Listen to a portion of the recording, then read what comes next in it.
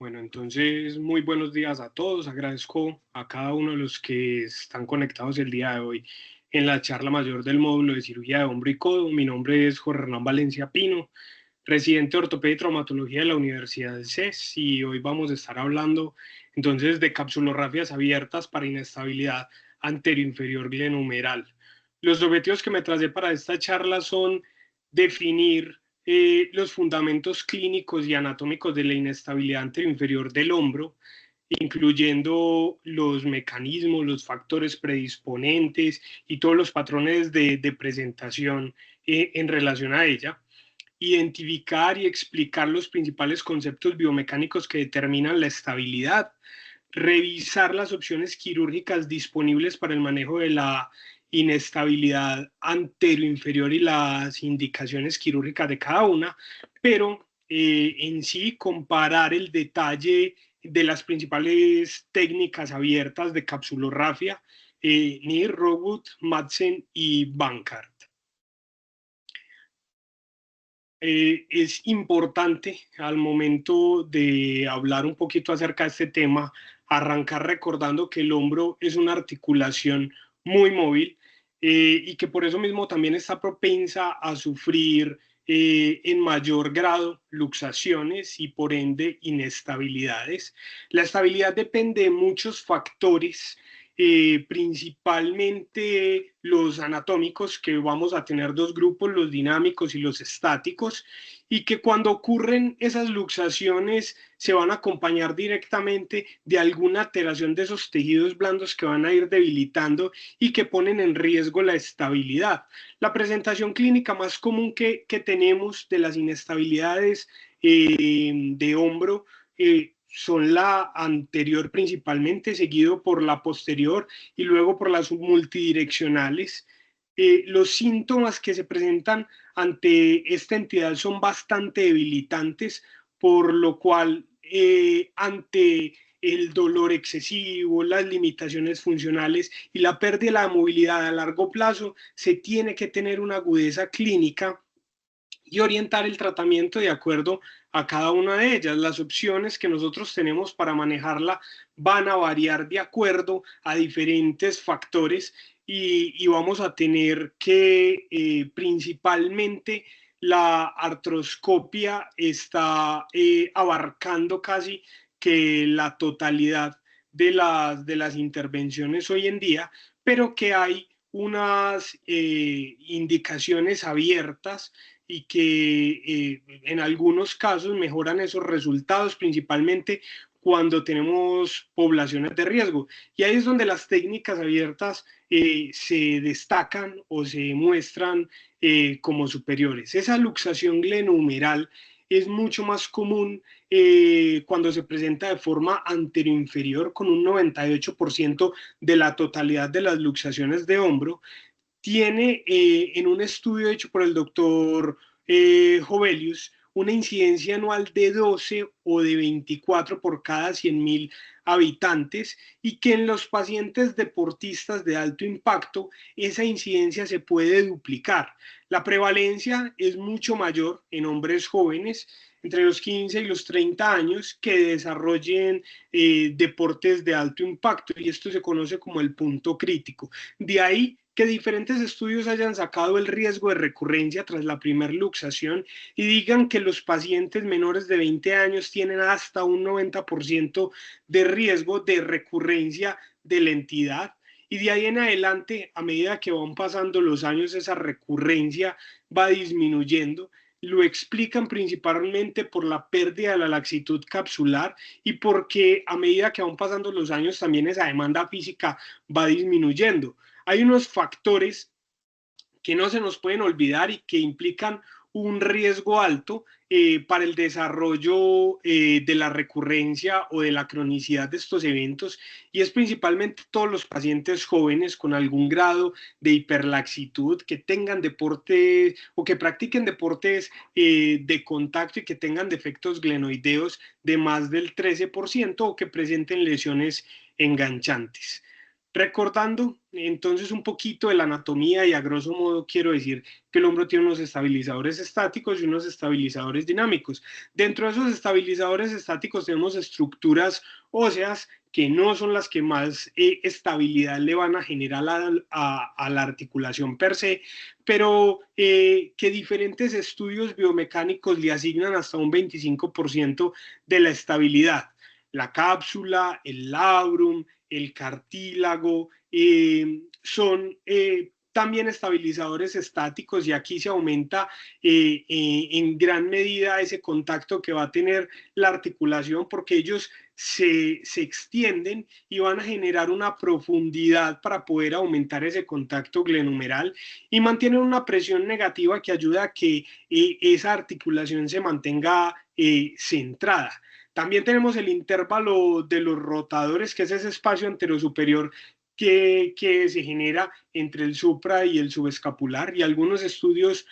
han descrito que la incompetencia genera una inestabilidad anteroinferior, pero esto es algo pues que se ha ido debatiendo a lo largo del tiempo, y acá el punto clave es que la cápsula a ese nivel es mucho más débil, y eso también explicaría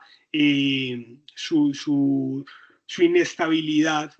al momento de presentar este tipo de eventos. Y los estabilizadores dinámicos, que son básicamente los pares acoplados del manguito y del bíceps y que permiten mantener esa congruencia articular en gran parte. La inestabilidad anteroinferior es muy amplia y voy a tratar de esquematizar entonces a grandes rasgos de qué estamos hablando y qué estamos diciendo, y que lo primero que se lesiona cuando se presentan este tipo de patologías es ese complejo capsulolabral anteroinferior, lo que se conoce como el Bankart. Seguido es que se va a perder el bumper glenoideo y ya no hay quien genere ese efecto de contención. Con cada episodio de luxación, entonces la cápsula se nos va elongando y el ligamento glenumeral inferior pierde esa capacidad para poder sostener la articulación, principalmente en abducción y en rotación externa, y en algunos casos ese ligamento se avulsiona, se arranca y aparecen lesiones como el Hagel o cada una de sus variantes. Mientras esto pasa de forma subsecuente, entonces se va generando un daño óseo asociado. Aquí se va perdiendo entonces esa anatomía y empieza a sumarse el Hill-Sachs inicialmente de forma pequeña y puede ser tan grande que se puede volver en una lesión enganchante. Finalmente la anatomía del labrum se modifica y esto determina el éxito en la recuperación o el avance en la enfermedad. Por eso hoy en día no solamente hablamos de una lesión de Bankart, sino que también tenemos en cuenta una patología tridimensional en la cual estamos implicando el hueso, la cápsula, el labrum y todas esas estructuras alrededor del hombro. De manera ilustrativa, entonces coloco esta imagen a la derecha que nos explica cada una de estas lesiones, qué patología va conformando. Hoy estamos hablando de las capsulorrafias abiertas y ya tocamos el tema de cómo se ocurren las diferentes lesiones y cómo ellas van a generar una inestabilidad. A mí personalmente me llamó la atención cómo al momento de la capsularrafia se genera o se restituye esa biomecánica de la lesión. Y encontré entonces que los doctores Hackman y Wang para el año 2005 llevaron a cabo un estudio donde cualquier técnica capsular básicamente busca es aumentar el volumen de la cápsula y aumentar la tensión del ligamento glenumeral inferior. Y aquí que traten como de reducir el volumen de la cápsula y ese receso axilar se convierte en una estructura mucho más restrictiva para ciertos movimientos y aumenta la resistencia a esa traslación anterior e inferior y especialmente cuando se va a hacer los movimientos en abducción o en rotación externa. Ese tensado inferior, ese capsular shift, tiene un efecto muchísimo más grande, mientras la aplicatura se encuentra mucho más localizada o más global, y esto nos va a incrementar entonces esa rigidez rotacional y genera como esa contención. Aquí hay que tener muchísimo cuidado, y es que a medida que vamos aumentando la tensión, esto es dosis dependiente, entonces a medida que nosotros aumentamos la tensión, se va generando una mayor estabilidad, y de forma subsecuente entonces se va disminuyendo la movilidad en diferentes arcos. Los tipos de procedimientos que nosotros encontramos descritos en la literatura los describen tanto para los tejidos blandos, para los procedimientos osteocapsulares y los procedimientos bipolares. En este caso, entonces, vamos a estar hablando netamente de los procedimientos de los tejidos blandos. De ahí que no se nos quede solamente en la idea de la reparación de Bankart. Bankart es una de esas reparaciones capsulolabrales abiertas, pero también tenemos las capsulografias abiertas como NIR, que nos va a hacer una aplicatura capsular inferior, el Rockwood y el Madsen, que son unas capsulografias que lo que hacen es una imbricación tanto anterior como anteroinferior o anterosuperior, y también tenemos otro tipo de procedimientos en los cuales ya se hacen combinaciones de diferentes técnicas, pero que no vienen al caso al momento de la revisión. ¿Cómo se hace cada una de estas técnicas? Como el Bankart, como el Rockwood, como el Madsen o como el NIR. Revisémosla entonces. Arranquemos por la capsulografía tipo Bankart. Básicamente, entonces nosotros hacemos un planeamiento prequirúrgico, vamos a evaluar a nuestro paciente, lo vamos a posicionar y lo vamos a demarcar en qué sitio vamos nosotros a hacer la incisión. A través de ese pliegue axilar anteroinferior, nosotros posicionamos al paciente de una forma cómoda. La mayoría de los textos lo describen en decúbito supino, en una posición de semifowler a 30 grados, con el brazo sobre un soporte y con el hombro completamente relajado, para que nosotros podamos hacer la manipulación a lo largo de la intervención. Se hace un abordaje del topectoral de 5, 6, 7 centímetros más o menos, siguiendo el pliegue axilar. Hacemos la exposición del intervalo, rechazamos la vena cefálica hacia medial o hacia lateral, de acuerdo a cómo ella se nos presente. Se hace una apertura de esa fascia clavipectoral y se expone el tendón conjunto, y se trata de hacer una retracción para poder hacer la exposición del subescapular. Se hace una incisión del subescapular en H, y se colocan unas suturas para reparar el subescapular y poder tener parámetros de reposicionamiento al final de la intervención. Y vamos a hacer una incisión capsular con una exposición de la cápsula, y esa incisión la hacemos en forma de T, y vamos a demarcar muy bien nuestros colgajos superior e inferior para que más adelante los podamos reconstituir. Vamos entonces a hacer una reparación de ese defecto que encontramos. Nos vamos a ir abriendo espacio para poderlo visualizar, y una vez lo encontremos, entonces hacemos la escarificación y colocamos los anclajes a través de lo que ya hemos observado, de las lesiones ya evaluadas. Entonces vamos a colocar las suturas y a tratar de hacer una construcción para desplazar esa cápsula, tanto de superior a inferior como de inferior a superior. El objetivo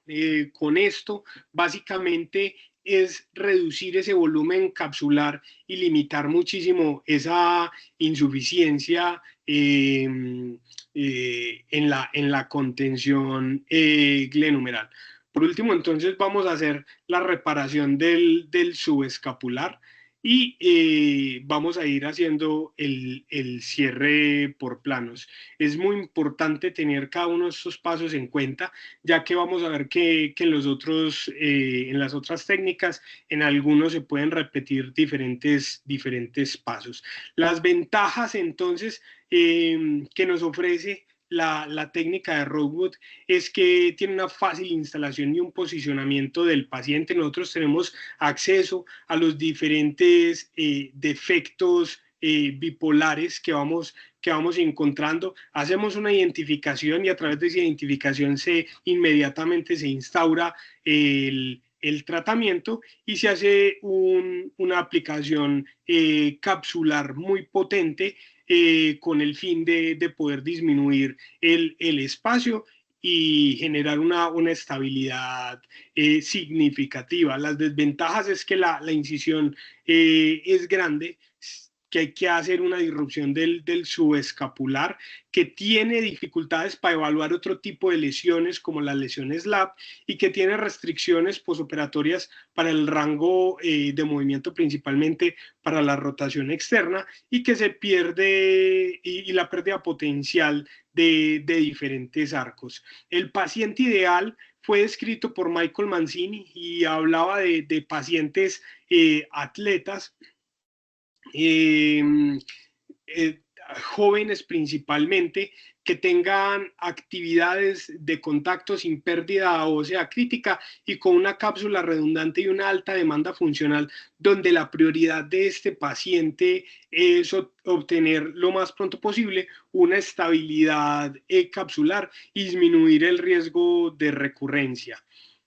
Otro tipo de capsulorrafia es la capsulorrafia tipo NIR y esta técnica busca reducir el volumen de esa bolsa inferior y retensar la cápsula inferior. La clave aquí es la liberación amplia de ese receso inferior y la correcta creación de los colgajos capsulares para que en los pasos de realización que la diferencian de las otras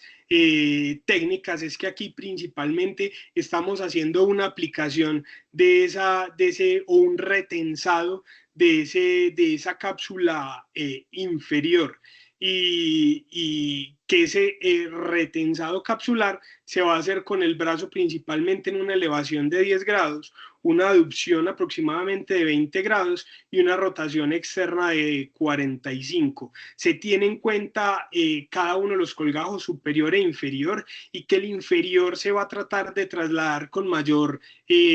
fortaleza hacia arriba y hacia afuera y se fija ese colgajo lateral pediculado y que luego el colgajo superior se va a avanzar hacia abajo y hacia afuera para reforzar ese plano anterior. El paciente ideal en este caso es aquel que tiene una inestabilidad antero-inferior recidivante con una laxitud capsular muy marcada, sin una pérdida ósea significativa, que sea un paciente joven, que tenga alta actividad o alta demanda, que sea hiperdemandante y con un fallo previo de Bankart por insuficiencia capsular. Tenemos otra técnica que es la capsulorrafia tipo Rockwood y aquí esta capsulorrafia es una técnica abierta en la cual vamos a hacer una imbricación capsular anterior y a diferencia de NIR, entonces aquí se utiliza ese retensado mucho más amplio desde esa bolsa inferior y se trabaja principalmente sobre la cápsula tanto anterosuperior como anteroinferior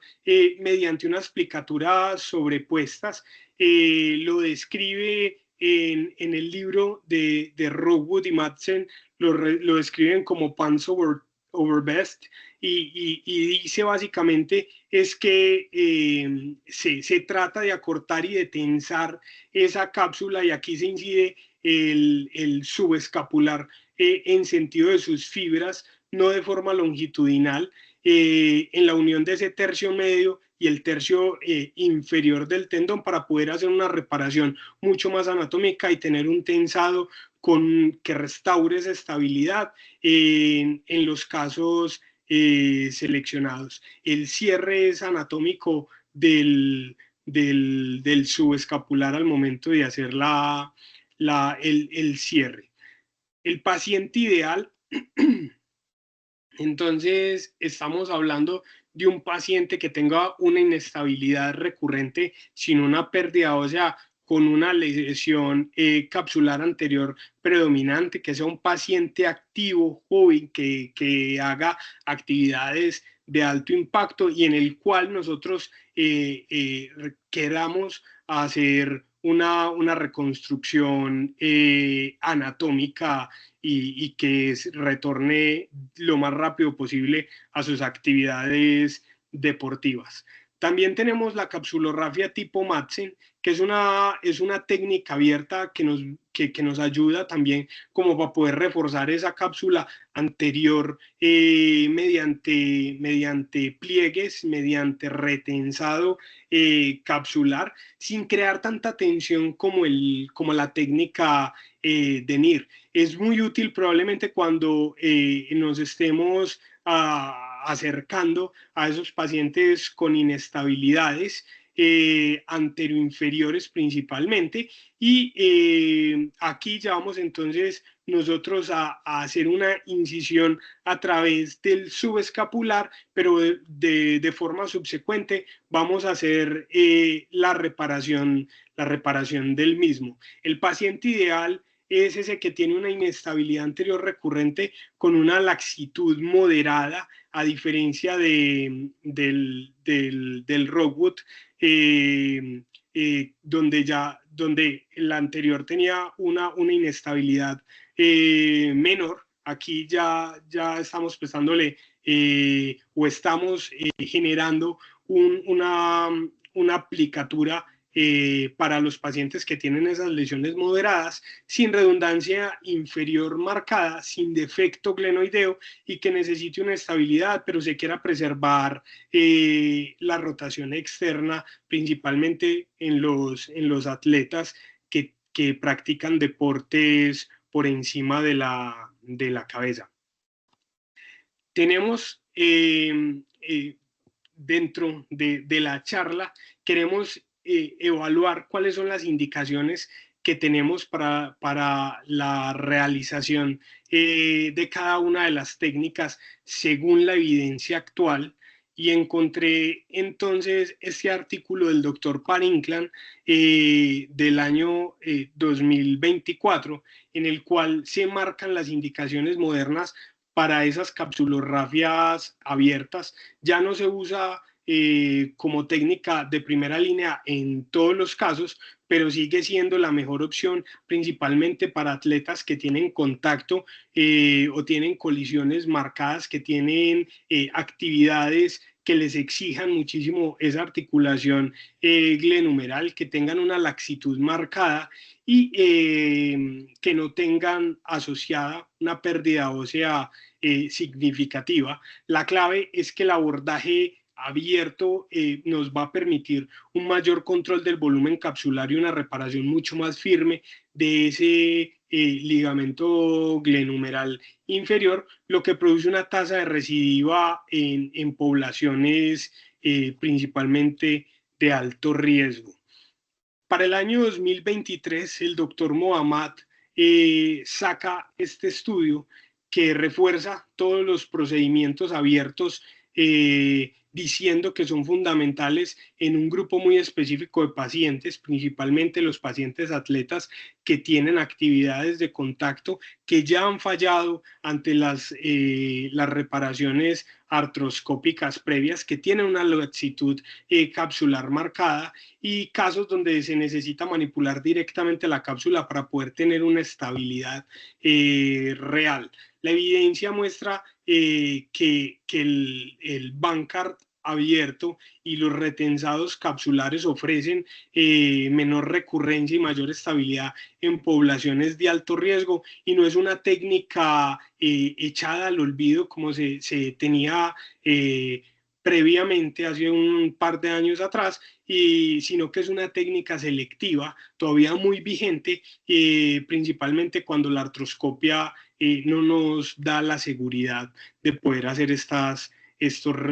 plicaturas o estos retensados. También encontré un artículo que se publicó en la revista Dove que para el año 2021 que nos habla principalmente de las técnicas de Bankart y de los retensados capsulares y nos deja claro que para los pacientes atletas que tengan actividades de contacto, la cirugía abierta sigue siendo la opción más estable. El Bankart abierto y los retensados le permiten una mejor tensión a esa cápsula y una menor recurrencia que los procedimientos hechos por artroscopia, especialmente cuando hay una laxitud marcada, cuando hay fallas de tratamientos previos o cuando hay defectos óseos no significativos y el retorno a la actividad deportiva se puede hacer muchísimo más rápido con una pérdida menor de los arcos de movilidad. Para sintetizar, entonces, me gustaría decir que las técnicas como NIR, Rockwood y Madsen son principalmente capsulografias a diferentes niveles, inferiores, capsulografias anteriores o anterosuperiores o anteroinferiores, y que el Bankart es una reparación capsulolabral. Que el Rockwood y el Madsen se diferencian en que Rockwood hace una capsulografía anterior por divulsión y que el Madsen es una capsulografía principalmente anterosuperior y anteroinferior. Y que el NIR nos va a presentar una indicación principal para los pacientes a los cuales queremos mejorar esa laxitud inferior global severa, que el Rockwood abierto mejora la laxitud anteroinferior predominante, que el Madsen mejora esa laxitud anterior leve o moderada en pacientes deportistas de alta exigencia, y que el Bankart abierto es mejor cuando hay una lesión labral pura o que se acompaña de lesiones capsulares. Al final, cuando utilizamos entonces cada una, traté de hacer aquí de reunir un poco todo lo que he dicho anteriormente, y cuando nosotros tenemos una pérdida glenoidea superior al 13% en algunos estudios o el 20%, o un Hill-Sachs enganchante, se sale por completo de estas técnicas de capsulografía. Se trata de hacer más bien un Latarjet o unas aumentaciones que no tienen nada que ver con los temas que estamos desarrollando el día de hoy. Si no la tiene, entonces nos vamos a preguntar cuál es la lesión principal. Si tiene una lesión capsulolabral en la cual nos vamos a orientar más hacia un Bankart abierto, o si esa lesión es netamente capsular, y dónde está esa laxitud predominante. Si esa laxitud es inferior, entonces nos vamos a encontrar o vamos a ver que la capsulografía tipo NIR genera mejores resultados. Si tenemos una laxitud anterior, tenemos la capsulografía tipo Rockwood, o si tenemos una laxitud anterior de leve a moderada, en un paciente deportista, la mejor indicación vendría a ser la capsulografía tipo Madsen. Ya para concluir, entonces me gustaría que no se nos olvidara que la estabilidad glenohumeral depende principalmente de las estructuras que le van a generar ese aporte, o que van a mantener congruente esa articulación, como el labrum, la cápsula y los ligamentos, principalmente el glenohumeral inferior, que no todas las inestabilidades son iguales y se manejan de la misma manera, y que la biomecánica nos va a ayudar a nosotros a poder definir qué tipo de intervención le vamos a ofrecer principalmente a nuestros pacientes. El abordaje abierto sigue siendo clave en pacientes de alto riesgo, en atletas de contacto o en pacientes que ya hayan tenido algún tipo de intervención fallida o que se acompañen de hiperlaxitud o hipermovilidad articular, y que las técnicas como NIR, Rogut, Madsen y Bancar no son intercambiables, que cada una tiene una indicación específica y que cada una de ellas nos puede aportar algo al momento de nosotros ofrecerle mayor estabilidad al paciente que tenemos enfrente. Muchísimas gracias.